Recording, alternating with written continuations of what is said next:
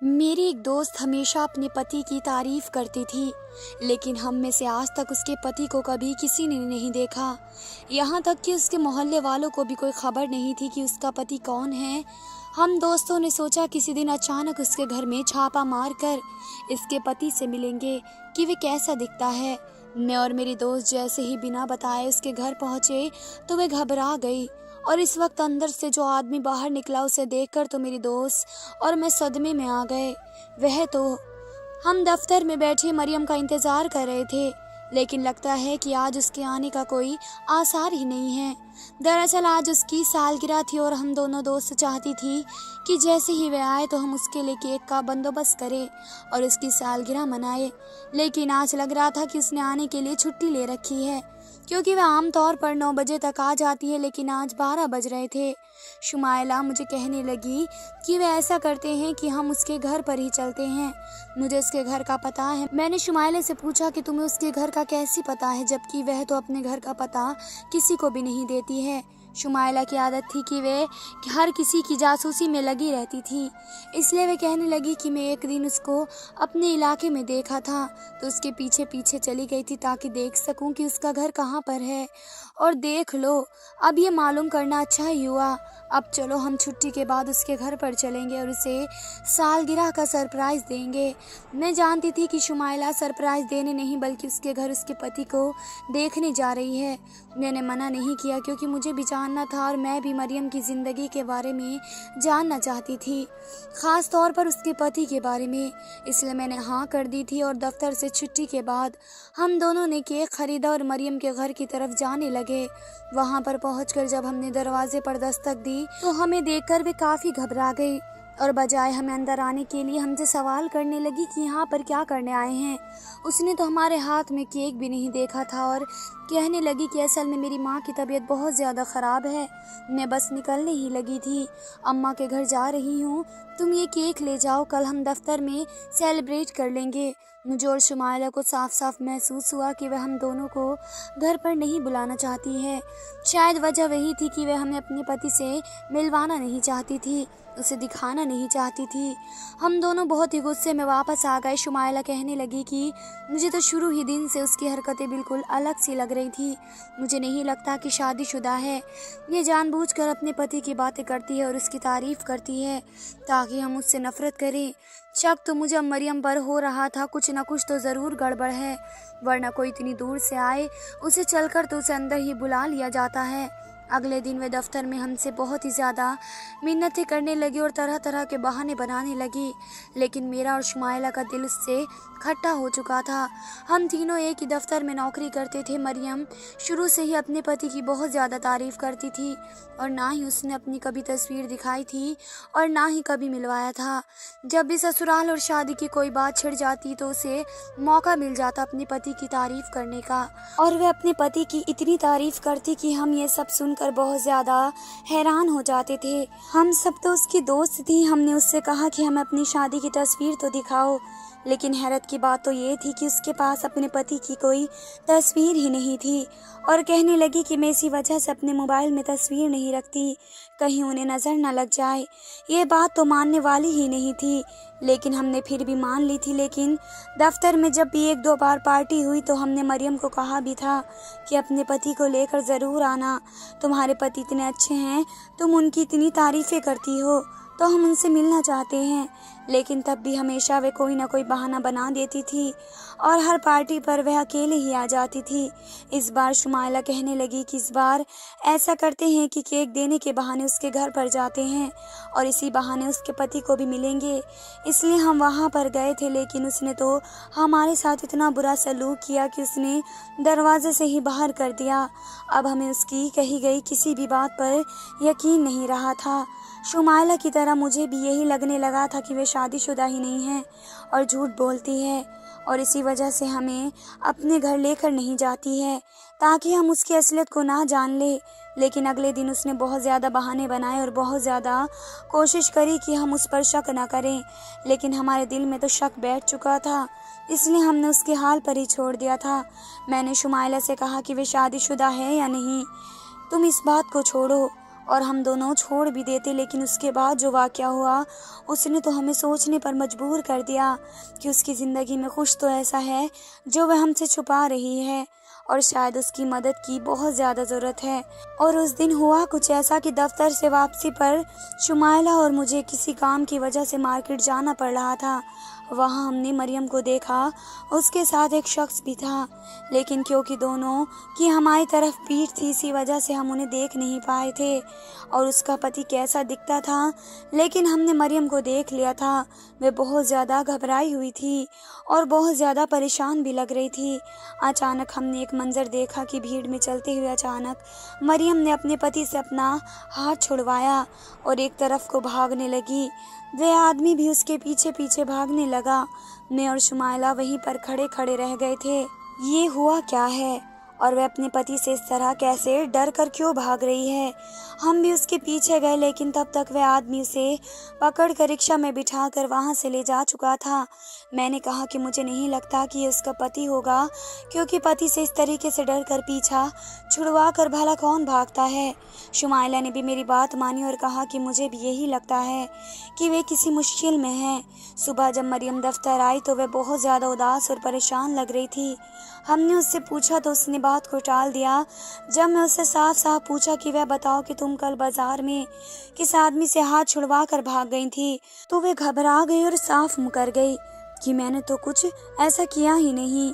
कहने लगी कि तुम लोगों को कोई गलतफहमी हुई होगी। अब उसने हमसे दोस्ती भी ख़त्म कर दी थी और वह हमसे अब अलग रहने लगी थी, क्योंकि शायद वह समझ चुकी थी कि हम उसकी ताका झांकी में लग चुके हैं। मेरी दोस्त शुमाइला शादीशुदा थी, जबकि मेरी मंगनी हो चुकी थी और कुछ ही दिनों में मेरी शादी भी थी। लेकिन मरियम की शादी को काफ़ी साल हो चुके थे और अभी तक उसकी कोई औलाद भी नहीं हुई थी और वह बताती थी कि उसका उसके पति के अलावा और दुनिया में कोई भी नहीं। लेकिन हमें तो उसकी कहानी अब झूठी ही लगती थी, इसलिए हम उसकी किसी बात पर यकीन नहीं करते थे।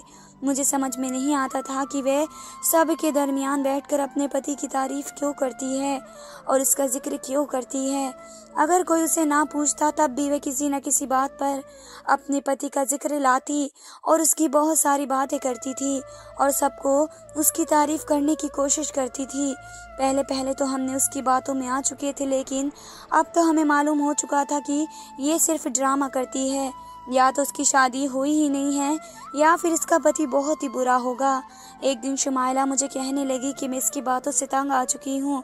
किसी छुट्टी वाले दिन इसके घर पर छापा मार कर देखते हैं कि इसका पति कैसा है और क्या करता है, जो ये हर वक्त उसके गुण गाती रहती है। मैं भी इसकी बात पर मानी और कहा कि इसकी ज़िंदगी में कोई ना कोई ऐसा राज ज़रूर है जिसे छुपाने की खातिर वैसी तरीके से करती है और अगर हम वे मालूम कर ले तो शायद उसकी कुछ मदद कर सकते हैं।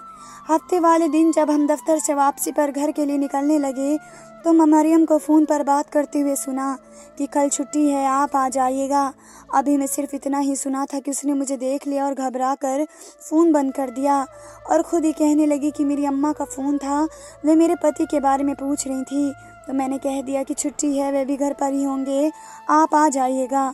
मुझे उसका ये रवैया बिल्कुल अलग सा लगा था, क्योंकि मैं तो उसे कुछ पूछ ही नहीं रही थी और वह खुद ही बताने लगी थी। लेकिन चलो, उससे एक बात तो अच्छी थी कि उसका पति कल घर पर ही होगा। मैंने शुमाइला को फ़ोन करके बता दिया कि कल तैयार रहना, हम उसके घर पर जाएंगे और अगले 3 बजे के करीब शुमाइला और मैं मरियम के दरवाजे के आगे खड़े थे। अभी हम दरवाजे पर दस्तक देने ही लगे थे कि एक औरत वहाँ से गुजरी और हमें देखकर काफ़ी हैरान हुई और कहने लगी कि तुम लोग इस घर में जाने लगे हो। हमने हैरत से कहा कि हाँ, ये हमारी दोस्त का घर है। हमने बहाना बना दिया उसके मियाँ की खैरियत मालूम करने आए हैं। तो वह औरत हंसने लगी और कहने लगी कि अजीब बात है, हर कोई बस उसके पति की ही खैरियत लेने के लिए आता है और वह भी ऐसा जिसको हम मोहल्ले वालों ने कभी किसी ने नहीं देखा हो। ये बात सुनकर हम दोनों चौंक गए कि मोहल्ले वालों से भी किसी ने भी उसके पति को नहीं देखा था। और तो और इसका क्या मतलब हुआ? अब तो लाजमी हो गया था कि उसका राज मालूम कर ही लिया जाता। क्या आखिर मरियम का क्या चक्कर चलाने की कोशिश कर रही है? हमने दरवाजे पर दस्तक दी, हमें उम्मीद थी कि दरवाज़ा खुलेगा तो मरियम ज़रूर आएगी, लेकिन दरवाज़ा जिस शख्स ने खोला उसे देखकर हम दोनों को सट्टे में आ गए थे।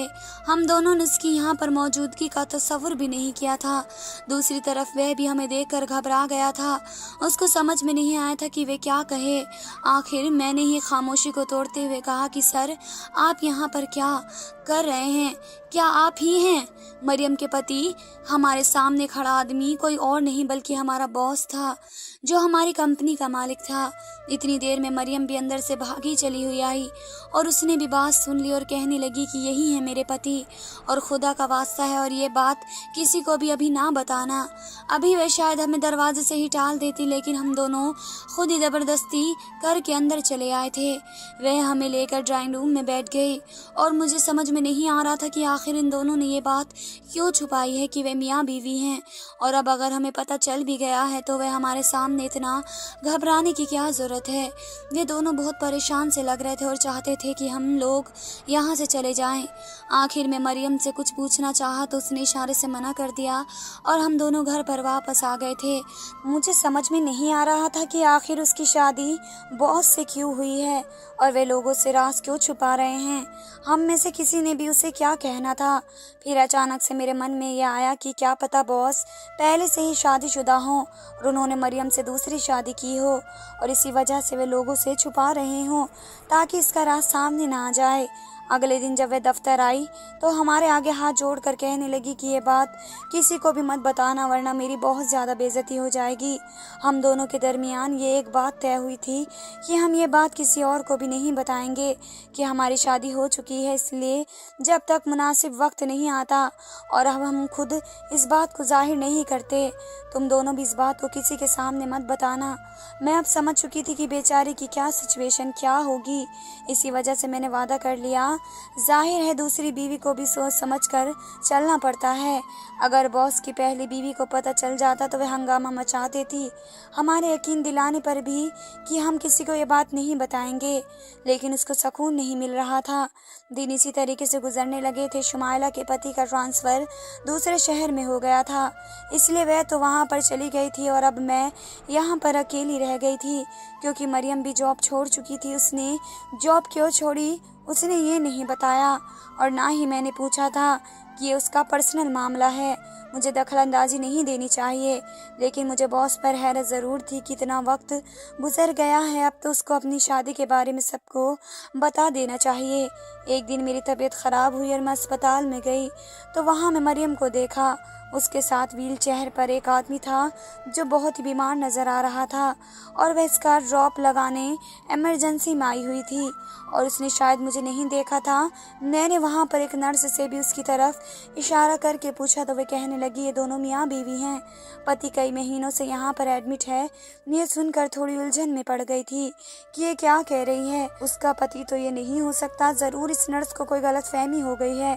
मैं इसके पीछे जल्दी से इमरजेंसी वार्ड में गई। मुझे देखकर वे परेशान तो हुई, लेकिन उसने जल्दी ही खुद को संभाल लिया। मैंने कभी उससे पूछा कि वे तुम्हारे कौन लगते हैं तो वो मुझे लेकर कमरे से बाहर आ गई और बताया कि मेरे कज़िन हैं और ये बहुत ही ज़्यादा बीमार हैं। इनकी बीमारी छोटी नहीं है तो मुझे इनकी खैरियत मालूम करने यहाँ पर आना पड़ता है। मैंने उससे कहा कि मैं उसकी खैरियत पूछ लूँ तो वह कहने लगी नहीं, इसकी ज़रूरत नहीं है। तुम जानती हो ना कि मैं किन हालात से गुजर रही हूँ। मैं नहीं चाहती कि मेरे ख़ानदान को भी इस बारे में पता चले। शायद उसने शादी के बारे में अपने रिश्तेदारों को भी नहीं बताया था और यह सोचकर मैं वापस आ गई थी। मुझे उस पर बहुत ज़्यादा तरस आ रहा था।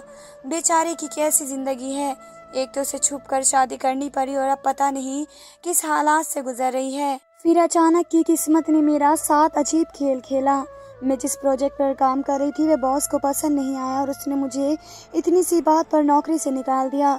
मेरी वजह से उनका नुकसान होते होते बचा और वह मेरी जैसे वर्कर्स को अब यहाँ पर नहीं रख सकते थे। मैं हैरान रह गई थी कि ये क्या बात हुई। मुझे निकालने के लिए कोई ठोस वजह नहीं थी।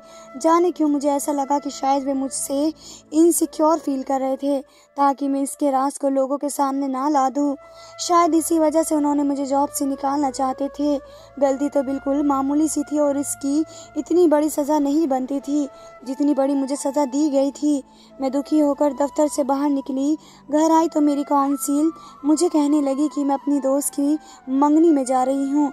तुम अपनी जॉब के जाने की वजह से बहुत ज़्यादा परेशान हो और तुम भी मेरे साथ चलो, तुम्हारा कुछ मूड बेहतर हो जाएगा। मैं जाना तो नहीं चाहती थी लेकिन फिर उसके साथ उसके दोस्त की मंगनी पर चली गई। वहाँ जाकर जब मैंने उस लड़की की फियांसे को देखा तो मुझ पर हैरत का पहाड़ टूट पड़ा, क्योंकि वह लड़का तो कोई और नहीं बल्कि बॉस ही थे। मैं उसे यहाँ पर देखकर बहुत ज़्यादा हैरान हो गई थी कि इसका यहाँ पर क्या काम है। ये तो पहले से ही दो शादियाँ करके बैठा है और अब तीसरी लड़की के साथ मंगनी कर रहे हैं। मैंने कजिन से पूछा कि ये क्या चक्कर है, तो वह कहने लगी कि तुम्हें ज़रूर कोई गलतफहमी हुई है, उनकी तो अभी एक शादी भी नहीं हुई। ये सब तो मैं हरगिज़ भी समझ नहीं पा रही थी कि वे क्या कह रही है।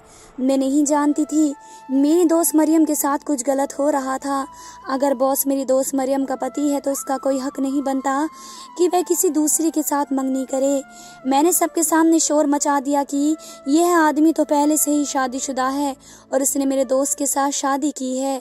मैं उनकी कंपनी में काम कर चुकी हूँ। मुझे अपने सामने देखकर बॉस की रंगत उड़ गई थी। उसने कभी नहीं सोचा था कि जिस डर की वजह से उसने आज मुझे नौकरी से निकाला वही डर आज सच साबित हो जाएगा। मैंने सवालिया नज़रों से बॉस की तरफ देखा और वह साफ मुकर गया और कहने लगा कि मेरी तो कोई शादी नहीं हुई है, ये लड़की झूठ बोल रही है। मैंने मरियम को फ़ोन करके बुलाया और जब वे यहाँ पर आई तो उसे गवाही देने के लिए कहा कि सबको बताओ कि ये तुम्हारा ही पति है। तो मेरे कदमों तले ज़मीन निकल गई जब उसने मुझे भी यही झूठ करार कर दिया और कहा कि ये तो सिर्फ मेरे बॉस हैं। मैंने कब कहा कि मेरे पति हैं। उन सब के सामने मैं बहुत झूठी साबित हो गई थी और मुझे किसी भी सूरत में ये गवारा नहीं था। उसी वक्त अचानक मेरे दिमाग में उस नर्स की बात गूंजी जिसने मुझे बताया था कि वह बीमार आदमी है और इसका पति है। मैंने मरियम को कहा कि अगर तुम सच्चाई नहीं बताओगी तो उस लड़की की ज़िंदगी भी तबाह हो जाएगी और तुम मुझे नहीं बताओगी तो मैं तुम्हारे बारे में सब कुछ मालूम करवा सकती हूँ। मैं तुम्हारे मोहल्ले वालों को भी बुलाऊंगी और शुमाइला भी आकर गवाही देगी कि हम दोनों के सामने तुम उसको अपना पति कह चुकी हो और ये तुम्हारे घर पर ही था। इतनी सारी बातें सुनने के बाद भी वह कहने को तैयार नहीं थी, लेकिन जब मैं फिर उसे पुलिस की धमकी देने लगी और कहा कि तुम मुझे एक फ्रॉड औरत लग रही हो तो वे रोने लगी और कहने लगी कि मुझे फ्रॉड औरत तो मत बोलो। मैं तो ज़िंदगी और हालात से लड़ती हुई एक मजबूर औरत जिसका फ़ायदा इस शख्स ने उठाया है। वह शख्स जिसे तुमने अस्पताल में मिली थी वह एक बीमार आदमी है। वह मेरा पति है जिसके इलाज की खातिर मुझे नौकरी करनी पड़ी। इस शख्स की तो मुझ पर शुरू से ही गलत नज़र थी और जब इसको मेरा हालात का पता चला तो इसने मुझे पैसे देने के लिए कहा और मेरी एक रात सोने के लिए कहा और मेरे साथ कुछ वक्त गुजारने के लिए कहा। मेरे पति की अगर वक्त पर सर्जरी ना होती तो वह हमेशा के लिए बिस्तर पर रह जाते। इसी वजह से मुझे उसकी बात माननी पड़ी थी और वे मेरे घर पर आया था जिस वक्त तुमने उसे घर पर देखा था। अपनी और उसकी इज्जत बचाने की खातिर मैंने जल्दी से झूठ बोल दिया और ये उसके बाद भी मेरे घर पर आता रहता था और मेरे साथ वक्त गुजारता था। बदले में मुझे पैसे मिलते थे जिससे मैं अपने पति का इलाज करवा रही थी। मैं तुम लोगों को अपने पति के बारे में इसलिए बताती रहती थी कि ताकि दफ्तर में किसी को ये ना लगे कि मैं लावारिस हूँ या मेरे सर पर किसी का कोई साया नहीं है। अपने मोहल्ले वालों में भी मैं अपने पति के बारे में यही बात करती थी ताकि वे भी जाने कि मैं अकेली औरत नहीं हूँ। अगर मुझे अपने पति की जान बचाने के लिए पैसों की ज़रूरत पड़ी तो मैं कभी भी अपनी इज्जत और ईमान का सौदा नहीं करती। और इसको डर था कि तुम हमारे बारे में सब कुछ जान चुकी हो, इसलिए उसने मुझे नौकरी छोड़ने के लिए कह दिया था। ये कहानी सारी सुनकर मैं तो क्या बल्कि सभी लोग बहुत हैरान थे कि आदमी इतना घटिया भी हो सकता है और उसने शायद मुझे भी इसी वजह से जॉब से निकाल दिया था ताकि मैं इसका सच ना बता सकूं। लेकिन किस्मत में जो लिखा होता है वही होता है। उसका सच आज सबके सामने आ चुका था। जिस लड़की के साथ उसकी मंगनी हो रही थी उसने उस वक्त अपने हाथ से अंगूठी निकाल कर फेंक दी और मंगनी तोड़ दी थी। उसकी इज्जत सबकी नज़रों में दो कौड़ी की होकर रह गई थी और सब लोग उसे बहुत ही गंदी नज़रों से देख रहे थे और बातें सुन रहे थे। इस सारे किस्से में सिर्फ गलत मरियम के साथ हुआ था और मुझे मरियम के साथ बहुत ज़्यादा हमदर्दी थी। वे बेचारी कितना कुछ सहती रही और हम दोनों उसके बारे में गलत समझते रहे। सच है कि कभी भी आधा सच जानकर किसी के बारे में गलत सोच नहीं बनानी चाहिए। उसके बाद मरियम अपने पति के साथ दूसरे शहर में रहने लगी और मुझे भी बहुत अच्छी जगह नौकरी मिल गई। रहा बॉस जिसने उसके साथ इतना बुरा किया था, दुनिया में तो वह जलील हो ही गया था और मुझे यकीन था कि आखिरत में भी वह पकड़ा ही जाएगा। दूसरों की इज्जत खराब करने वाला रुस्वा ही होता है। दोस्तों, अगर आपको हमारी कहानी पसंद आई हो तो हमारे चैनल को सब्सक्राइब ज़रूर करें और अपनी राय कमेंट बॉक्स में ज़रूर लिखिएगा। मिलते हैं अगली वीडियो के साथ। धन्यवाद दोस्तों।